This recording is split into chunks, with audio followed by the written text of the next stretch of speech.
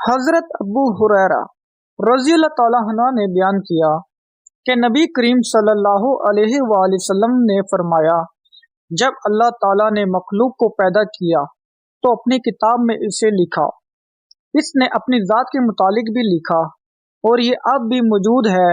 عرش پر لکھا ہوا کہ میری رحمت میرے غضب پر غالب ہے۔ صحیح بخاری 7404۔ عبداللہ بن دینار نے بیان کیا کہ نبی کریم صلی اللہ علیہ وآلہ وسلم نے فرمایا، اپنے باپ دادوں کی قسم نہ کھایا کرو، اگر کسی کو قسم کھانی ہی ہو تو اللہ کے نام کی قسم کھاؤ ورنہ خاموش رہو۔ صحیح بخاری 7401۔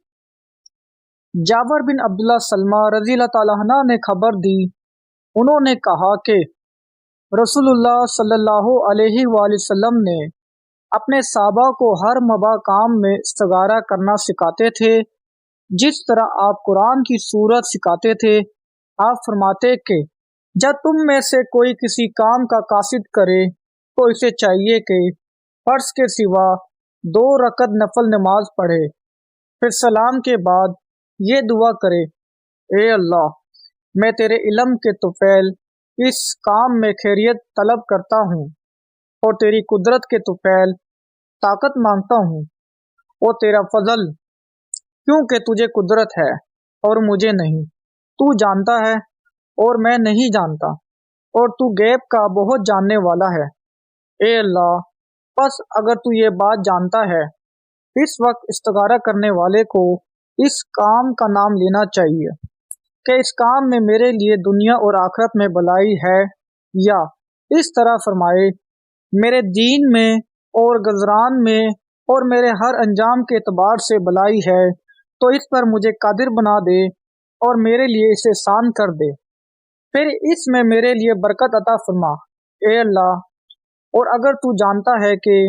یہ کام میرے لیے برا ہے، میرے دین اور گزرا کے اعتبار سے اور میرے انجام کے اعتبار سے، یا فرمائے